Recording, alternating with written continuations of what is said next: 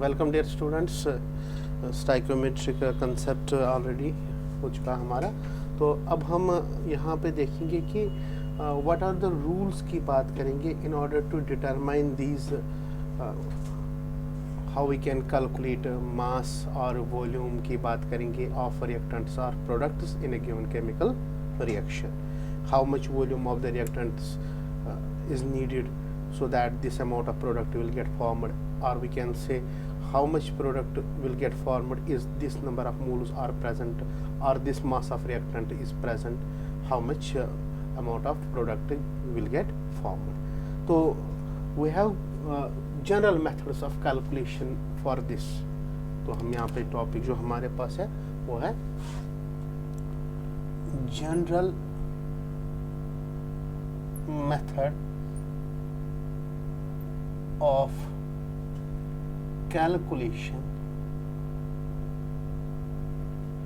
to determine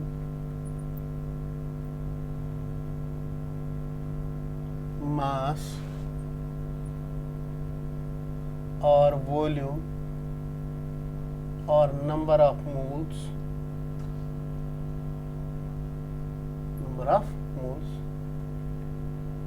of reactants or products in a chemical equation, in a chemical reaction. It is very important. Okay? तो पहला rule हमें क्या है कि वो ये है कि अगर सपोज आपको एक गिवन केमिकल रिएक्शन दी गई होगी तो हम उसको बोलते हैं रॉ केमिकल इक्वेशन और skeletal chemical equation. Skeletal chemical equation दी गई होगी या रॉ केमिकल इक्वेशन हम बोलेंगे. सो हमें क्या करना है, हमें पहले ये पॉइंट करना है to balance that skeletal chemical equation by we have various methods to balance a chemical reaction. Just we have one that is called a hit and trial method. Another method is partial equation method. Or third one we have oxidation reduction method. And fourth one we have ion exchange method. We have four types or four ways we can balance a chemical equation, but that is to be studied in next part. So you have already studied that, or you learned about that, that is the hit and trial method. We can use that here. तो पहला क्या है कि to balance the skeletal chemical equation by hit and trial method. मैं वही use करूँगा, hit and trial method. वो use करेंगे hit and trial, बहुत ही आसान है hit and trial method. Okay, second point में जब हमने अब बैलेंस किया एक केमिकल रिएक्शन को, स्केलेटल दिया है वहां से तो बैलेंस किया हमने, फिर उसके बाद सेकंड पॉइंट में वेरी इंपॉर्टेंटली अगर हम कहेंगे यहाँ पे क्या करना पड़ेगा आपको, यहाँ पे आपको उसके स्टाइकियोमेट्रिक कोएफिशिएंट्स लिखने होंगे.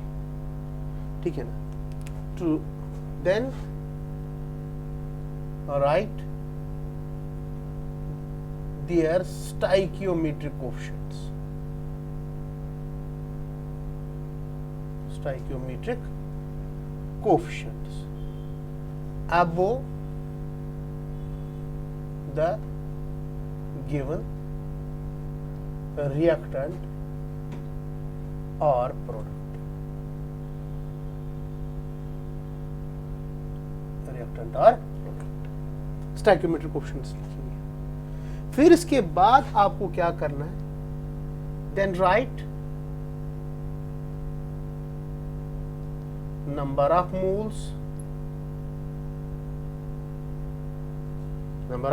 moles की बात करेंगे या number of volumes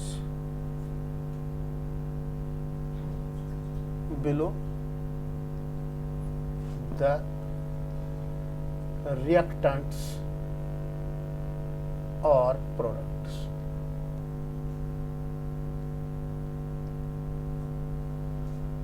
और volumes below the reactants or products. या आप और एक चीज भी कर सकते हो उसमें कि जैसे आपको पता है 1 वॉल्यूम की बात करेंगे हम या 1 मोल की बात करेंगे, वो कितना होता है 22.4 लीटर्स एट STP और NTP। तो उसके अकॉर्डिंग भी आप लिख सकते हो, या आप क्या कर सकते हो, moles number of volumes you can also right, और right masses of each reactant or product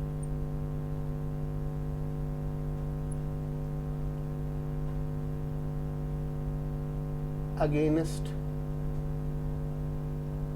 the reactant or product, ये भी आप लिख सकते हैं।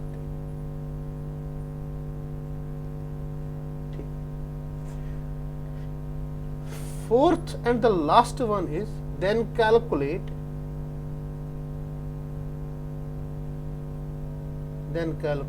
by using unitary method। Unitary method क्या होता है कि इतने रिएक्टेंट्स है, इतना प्रोडक्ट बनेगा। अगर यहाँ से skeletal equation, balanced chemical equation में अगर हम देखेंगे 1 mole of A it will give 2 moles of B, so अगर 1 मोल की बात करेंगे 2 मोल्स, या अगर वॉल्यूम की बात करेंगे 22.4 लीटर्स, तो वो कितना दे रहा है 44.8 लीटर्स। तो ये सिंपल है यूनिटरी मेथड। हम यहाँ पे देखते हैं कि यूनिटरी मेथड से हम निकाल सकते हैं। तो ये देखने के लिए ये जो रूल्स है, जब तक हम इसकी एप्लीकेशन पार्ट नहीं करेंगे तब तक ये रूल्स न याद रहेंगे और ना मतलब कि ये किसी काम के। सबसे बढ़िया है कि जब हम एग्जाम्पल पे जाएंगे, 2-3 क्वेश्चंस पे जाएंगे, तभी जाके ये चीज मतलब समझ में आती है। तो मैं कुछ प्रैक्टिस क्वेश्चंस पे जाऊंगा, तब जाके ये रूल सारे वहां पे डिस्कस करेंगे। मगर हम वो रिएक्शंस अब करेंगे, पढ़ क्या रहे हैं हम, that is single reactant based reactions हम पढ़ रहे हैं। और मैं पहले एक एग्जांपल आपको दूंगा जहां पे मास रिलेशन आएगी। क्या आएगी? मास रिलेशन।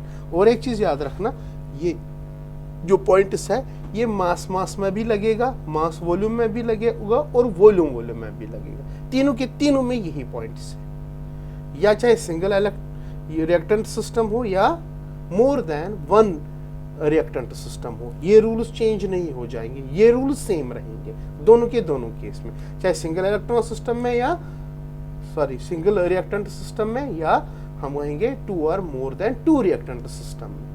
तब जाके कुछ भी रिलेशन हो, चाहे मास हो, चाहे मास वॉल्यूम हो, चाहे वॉल्यूम हो, रूल्स ही रहेंगे। ठीक, तो हम पहले जाएंगे दोज रिएक्शंस। यहाँ पे अगर हम देखेंगे, या एक क्वेश्चन में आता हूँ, मास पे आता हूँ, मास रिलेशनशिप पे मैं आता हूँ। वेरी इंपॉर्टेंट क्वेश्चन है, ठीक है ना। क्वेश्चन हमारे पास ये है, how much iron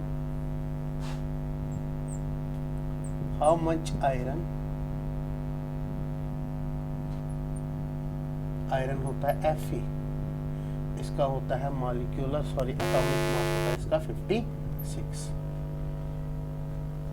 will get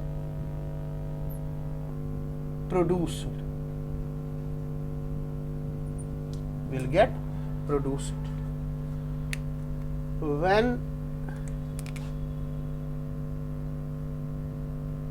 1 kg of ferric oxide, ferric oxide होता है Fe2O3, when 1 kg of ferric oxide is reduced, this is the question। ठीक, इतना ही क्वेश्चन, बहुत छोटा सा क्वेश्चन। तो पहला हमें क्या राइट करनी होगी, इसकी स्केलेटल इक्वेशन। देखो मैं कैसे इसको सॉल्व करूँ। पहले मैं स्केलेटल इक्वेशन राइट करूँगा। स्केलेटल इक्वेशन कैसे राइट करूँगा, मैं लूंगा Fe2O3, इसकी क्या करनी है, reduction. You know reduction means addition of hydrogen, H2 add करना। तो यहां पे जब मैं देखता हूं कि यहां पे क्या बन रहा है, आयरन, यहां पे Fe, और यहां पे बन रहा है water. Okay, Now this is the equation, Skeletal equation. Now we can balance this chemical equation. We can balance. So balance करेंगे इसको. It is 2 times iron. यहाँ से कितने टाइम्स है? 1 टाइम. मैं सीधे लगाऊंगा 2. Okay. Now we can balance hydrogen. यहाँ से कितनी टाइम्स है? 2. यहाँ से भी 2 टाइम्स. अब कौन रहा यहाँ पे कौन रहा? ऑक्सीजन की बात करते हैं. किसकी? How many times it is? 3 times. But here is only 1 time. तो मैं इसको क्या करूँगा? 3 टाइम्स करूँ. कितने टाइम्स करूँ? 3 टाइम्स करूँ. Okay. I can write it as 3 times. But again hydrogen जो है वो अनबैलेंस हुआ. अब हाइड्रोजन कितने टाइम्स है यहाँ पे? 3 2 6 टाइम्स. तो 6 टाइम्स. बट यहाँ से कितने टाइम्स है? 2 टाइम्स. तो इसको क्या करूँगा? 3 करूँगा.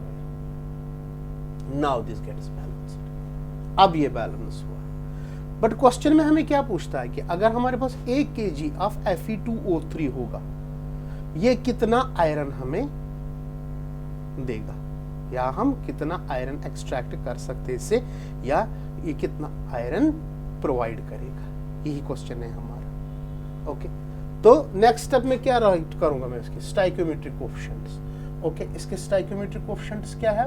1. इसका स्टाइकियोमेट्रिक कोएफिशिएंट क्या है? 3. इसका स्टाइकियोमेट्रिक कोएफिशिएंट क्या है? 2. और इसका क्या है? 3. जरा मैं इसके नंबर ऑफ मोल्स राइट करूं. ये कितने नंबर ऑफ मोल्स है? 1 मोल. ये कितने मोल्स है? 3 मोल. ये कितने मोल्स है? 2 मोल. और ये कितने मोल्स है? 3 मोल. ओके. कटिंग.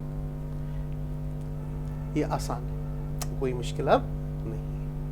तो अगर हम देखेंगे 1 मोल ऑफ आयरन कितना दे रहा है? 2 मोल ऑफ, यानी कि 1 मोल ऑफ फेरिक ऑक्साइड दे रहा है 2 मोल ऑफ आयरन के. ध्यान से सुन लो. 1 मोल ऑफ फेरिक ऑक्साइड दे रहा है 2 मोल ऑफ आयरन के दे रहा है. ठीक. अब इसको सॉल्यूशन पे आते हैं. बहुत ही आसान है. यहाँ पे जरा मुझे एक चीज बता. यहाँ पे अगर मैं Fe2O3 की बात कर रहा हूँ, Fe2O3 की बात कर रहा हूँ, तो यहाँ पे नंबर ऑफ मोल्स दिया गया है. नंबर ऑफ मोल्स इसके 1 है और इसके कितने बन रहे हैं? 2 मोल्स बन रहे हैं. हमें बताना है कि how much iron will get produced when 1 kg of Fe2O3 is reduced. अब ये कितना है? 1 kg. तो ये कितने kg चाहिए हमें? 3 kg. तो कितने बनेंगे? 2 kg बनेंगे. कितने बनेंगे? 2 kg बनेंगे. बट वन थिंग इज, अगर यहाँ पे देखेंगे मतलब कि 2 kg बनेंगे या 3 kg बनेंगे, वो बाद की बात है. हमने पहले नंबर ऑफ मोल्स की बात की है. यहाँ पे नंबर ऑफ मोल्स की बात. ठीक. तो 1 मोल अगर ये होगा, ये कितने मोल होने चाहिए? 3 मोल. और ये 2 मोल बनेंगे. और ये कितने बनेंगे? 3 मोल बनेंगे. जरा पहले इस क्वेश्चन में हम एक चीज करेंगे. हम निकालेंगे number of moles of Fe2O3. वो किसके बराबर होगा? That will be equal to mass given upon क्या होगा इसका? Molecular mass. Molecular mass. Okay. Given mass कितना है? 1 kg मीन्स 1000 grams. Okay. 1000 grams. Listen it carefully. 1000 gram. Molecular mass कितना है Fe2O3 का? वो हम निकाल सकते हैं Fe2O3 का, क्योंकि अगर हम देखेंगे 56 आयरन का है, इंटू आएगा 2, ये आएगा 16 3. ये कितना हो रहा है? 2 112 plus 48. That comes out to be 160. So molecular mass कितना है इसका? 160. ठीक. मैं ये ग्राम्स में, तो that is number of moles. तो अगर हम यहाँ पे कैलकुलेट करेंगे, नंबर ऑफ मोल्स की बात करेंगे किसकी? इसकी, तो ये निकलेगा, ये और ये कैंसल होके इट इज 100/16 मोल्स की बात. सो क्वेश्चन में हमें थोड़ा बहुत अब समझ में आया यहाँ पे कि जो हमें, so number of moles of Fe2O3 provided, that is 100/60. कितना इसका? 100/60. Okay, now come to the point. तो हमारे पास ये कितना है, अगर ये बैलेंस्ड होता तो ये होता, मगर हमारे पास दिया गया है 1 kg, तो इसमें कितने 1 kg में 100/16। जरा इस इक्वेशन पे जाऊंगा, बताओ 1 mole of Fe2O3 gives 2 mole of iron, 2 moles of iron, ठीक। So 100/16 mole of Fe2O3 gives 2 into 100/16 mole of iron। Okay, निकाल सकते हैं यहाँ पे हम। तो ये कितना हुआ 2128 100/8, that comes out to be 12.5 mole of iron. So how many moles of iron gets formed? That is 12.5. Okay, तो हम वेट निकाल सकते हैं उसका। So नंबर ऑफ मोल्स किसके बराबर होता है, weight upon molecular mass. You have been provided molecular mass that is 56, so weight किसके बराबर होगा इसका, weight will be equal to 12.5 into 56 and that comes out to be 700 grams. So the iron produced in this reaction is how much grams? 700 grams. That is very very very very easy question, बहुत ही आसान question था, ठीक, very easy question है। तो ये question हुआ किसका, अगर हम मास वॉल्यूम की बात करेंगे, यानी कि हाउ टू डिटरमाइन, इसमें हमने मास मास रिलेशनशिप पहले ली। तो हमने बताया कि कितना आयरन बनेगा अगर हम 1 kg ऑफ आयरन ऑक्साइड को, जिसको हम बोलते हैं फेरिक ऑक्साइड को, क्या करेंगे, यहाँ पे रिड्यूस करेंगे, तो बनेगा वहां पे आयरन बनेगा और वाटर निकलेगा।